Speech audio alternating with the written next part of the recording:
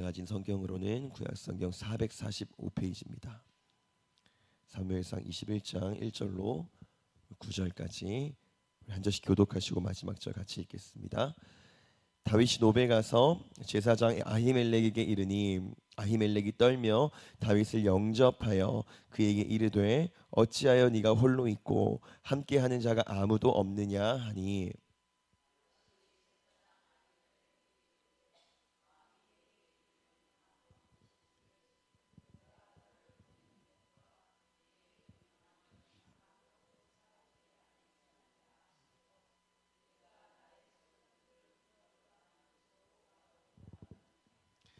이제 당신의 수중에 무엇이 있나이까 떡 5덩이나 무엇이나 있는 대로 내 손에 주소서 하니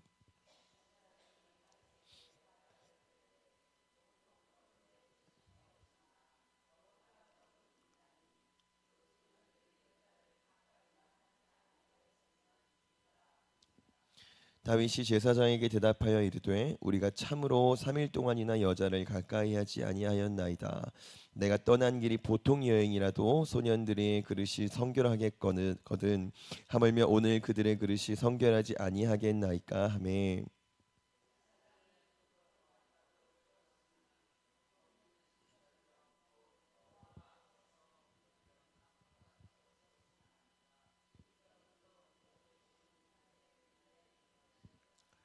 그날에 사울의 신하 한 사람이 여호와 앞에 머물러 있었는데 그는 도액이라 이름하는 에돔 사람이요 사울의 목자장이었더라.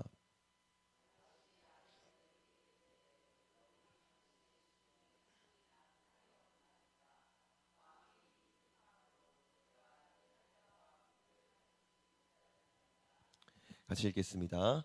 제사장이 이르되 네가 엘라 골짜기에서 죽인 블레셋 사람 골리앗의 칼이 보자기에 쌓여 에봇 뒤에 있으니 네가 그것을 가지려거든 가지라.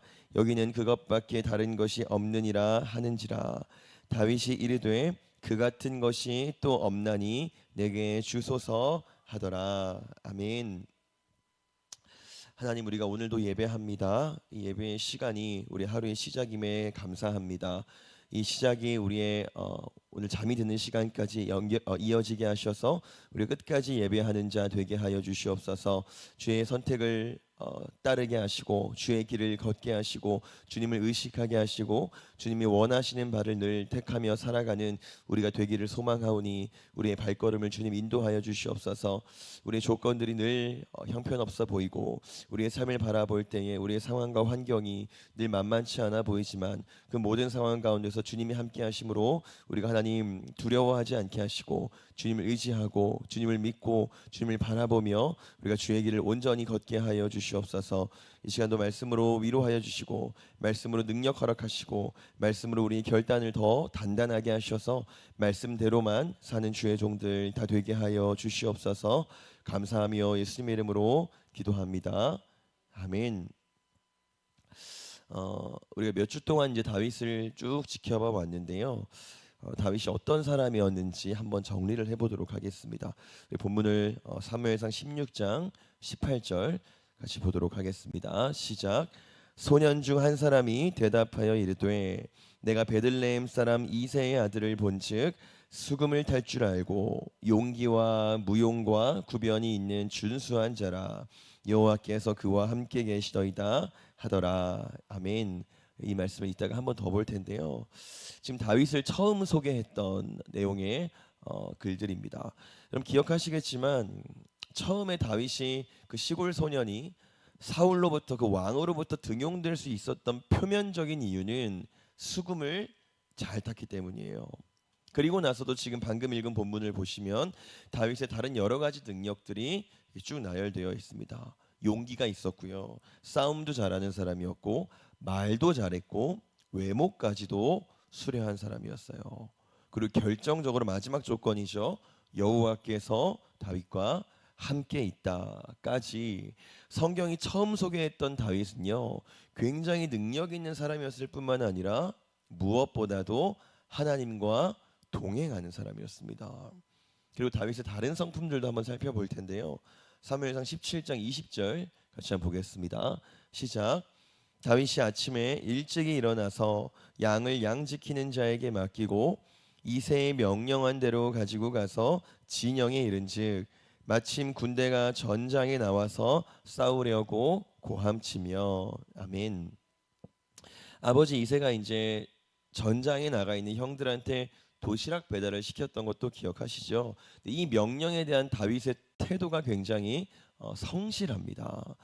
여러분, 우리가 자녀들한테 뭘 시켜보면 제일 많이 들을 수 있는 말이 뭐죠? 이것만 하고요.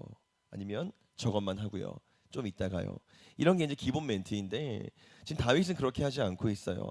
아침 일찍 일어났다고 되어 있죠. 아버지의 명령에 즉각적으로 순종하는 모습을 보여줍니다. 뭐 우리 생각에 이 당시에 뭐 부모한테 대드는 자식이 어딨나 생각하실 수도 있는데요. 당장 다윗만 하더라도 말년에 아들 때문에 죽을 고생까지 했던 경험이 있습니다. 그러니까 아들이 아버지한테 순종하는 게 당연한 게 아니었어요. 그러니까 다윗의 이 순종은, 이 즉각적인 순종은 결코 가볍진 않았습니다. 그리고 또 성실해요. 심부름 때문에 이제 먼 길을 가게 되면 자기 원래 일을 할 수 없는 상황이 되잖아요. 다윗은 목동이었는데 그 일을 그냥 내팽개치고 심부름하지 않고요. 양을 지키는 자에게 맡기고라는 구절을 굳이 성경에 삽입합니다. 그러니까 책임감 있게 성실하게 자기 일을 잘 마무리하고 잘 인계하고 아버지 심부름까지 떠나는 모습을 보여줘요. 그럼 우리가 지금까지 다윗을 한번 정리해 볼게요. 악기 잘 다루죠. 거기에 잘생겼죠. 용기 있고 싸움도 잘하고 말도 잘해요.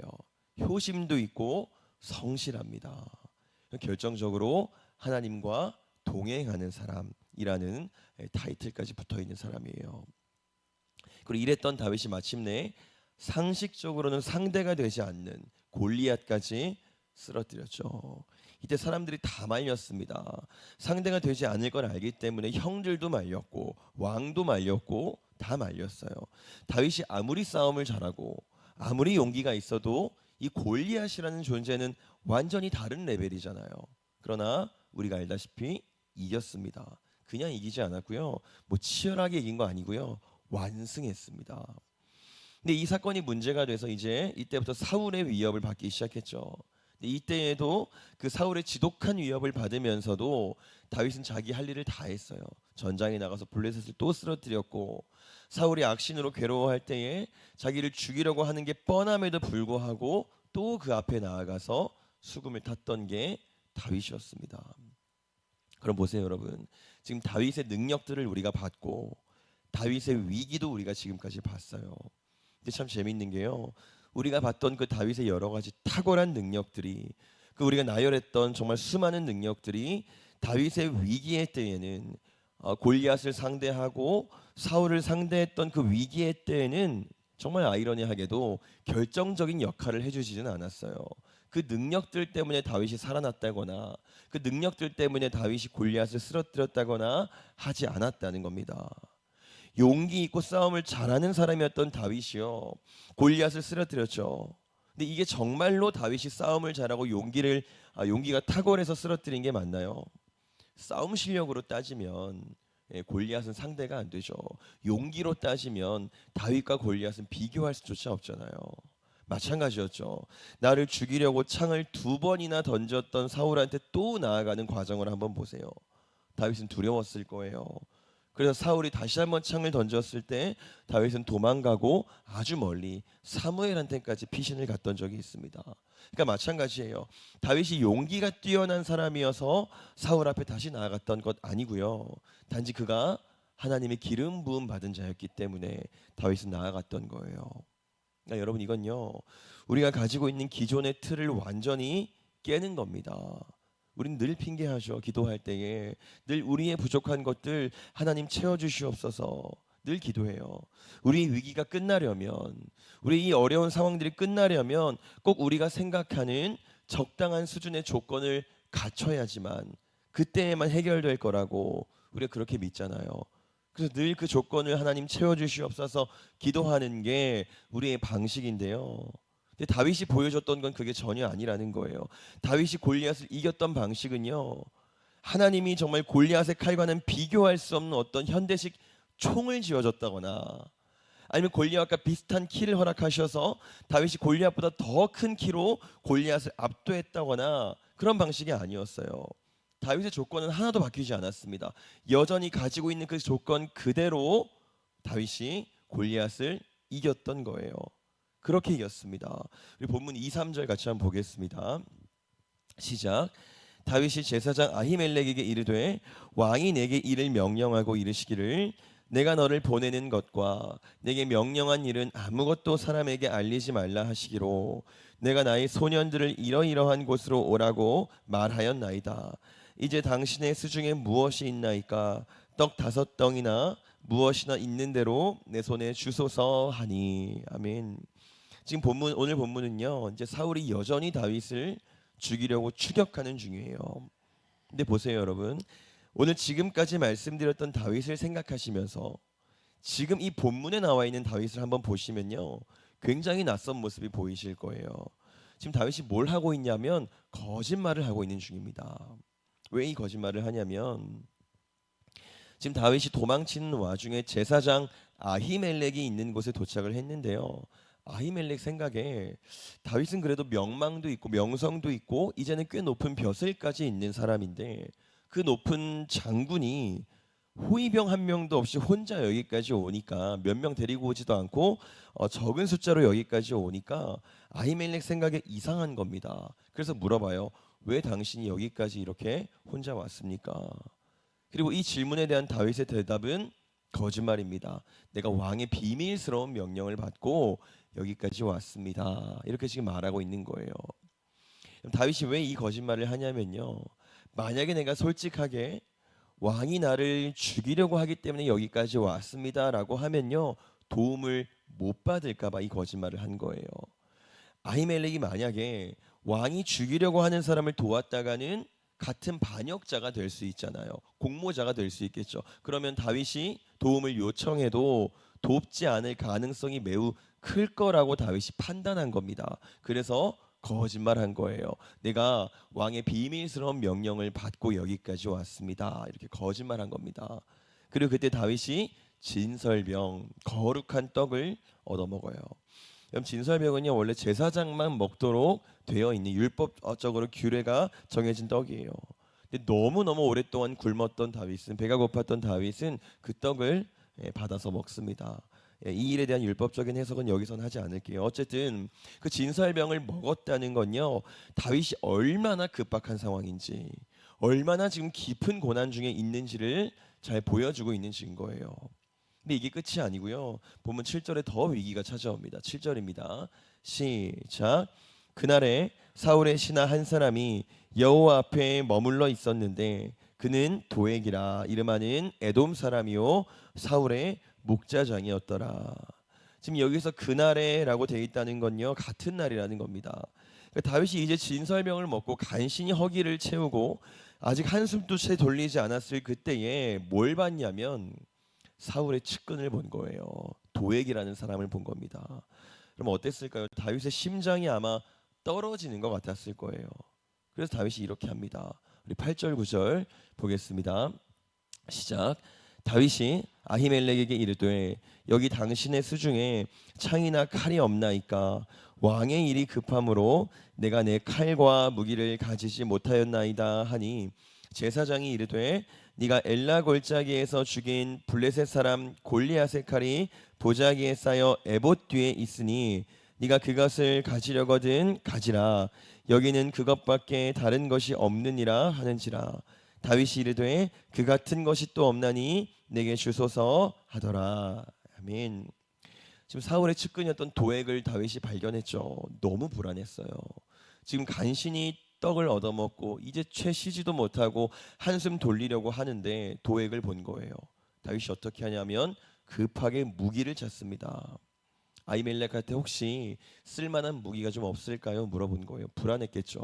그래서 아히멜렉은 다윗이 죽이고 전리품으로 장식해 놨던 마침 골리앗의 칼이 있었는데 그 칼을 다윗에게 건네줍니다. 여러분 이게 참 슬픈 장면인데요. 한번 생각해 보세요. 전에 다윗이 골리앗 앞에 나아갔을 때에 그 거대한 골리앗 앞에 나아갔을 때에는 두려웠을까요? 안 두려웠을까요? 전에 사울 앞에 수금 타러 또 나아갔을 때 그때에는 다윗이 두려웠을까요? 안 두려웠을까요? 그때에도 다윗은 아주 큰 위기 앞에 있었잖아요. 근데 그때의 다윗과 지금의 다윗은 완전히 다릅니다. 일단 어떻게 했죠? 처세에 맞는 임기응변을 발휘했죠. 말을 잘하는 다윗, 그 능력에 걸맞게 거짓말을 했어요. 그리고 사울의 측근을 발견합니다. 발견한 그 다윗이 위기감 때문에 무기를 요구해요. 근데 그 무기가 애석하게도 골리앗의 칼입니다. 근데 여러분 우린 다 알잖아요. 골리앗의 무기가 아무 쓸모 없었다는 것 저와 여러분은 다 봤잖아요. 그 대단한 무기를 들고 있던 골리앗이 거의 빈손이었던 어린 다윗한테 한 방에 무너졌던 것도 우린 다 봤잖아요. 다윗도 경험했어요. 근데 오늘 이 무기를 받아든 다윗의 반응이요 완전히 다릅니다. 그만한 것이 또 없습니다.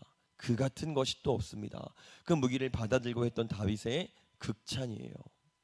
전에 골리앗을 만났을 때는 이 무기들을 다윗이 얼마나 하찮게 여겼었나요? 너는 고작 칼과 창과 단창으로 나아오느냐? 나는 만군의 여호와의 이름으로 나간다. 골리앗의 무게를 하찮게 여겼었던 다윗이었습니다. 근데 지금 뭐라고 한다고요? 그만한 것이 없나이다. 극찬을 하고 있어요. 그럼 그때랑 지금이랑 뭐가 바뀌었나요? 그때의 다윗이랑 지금 다윗이 뭐가 바뀌었나요? 다윗의 조건들이 사라졌나요? 아니요, 그대로입니다. 우리가 맨 처음에 나열했던 그 다윗의 조건은요 하나도 바뀌지 않았어요.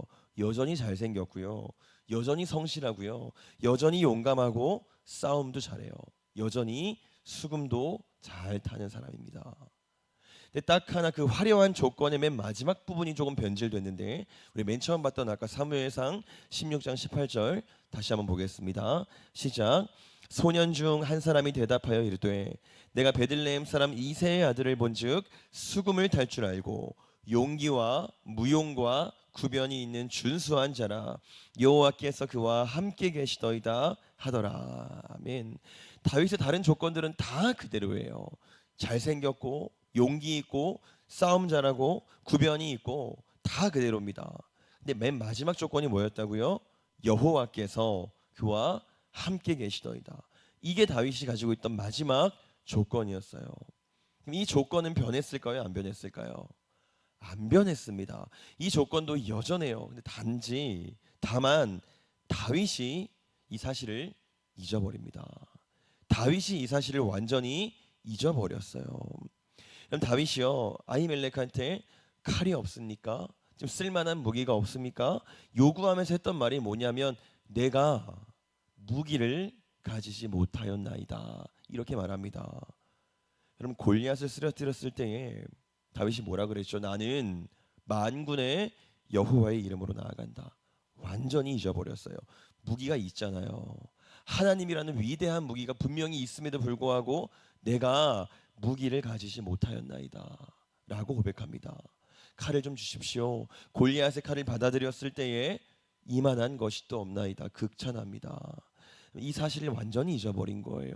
여호와께서 함께 하신다 사실을 잊어버리니까 다윗이 뭘 하냐면 자기의 조건만, 자기의 환경만, 자기의 상황만 바라보는 겁니다. 그것만 보이는 거예요.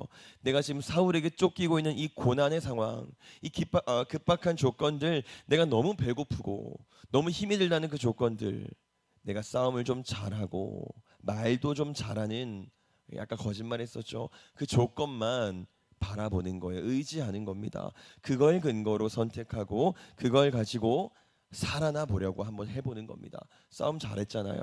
칼 주십시오 하는 겁니다. 말 잘했잖아요. 거짓말 하는 거예요.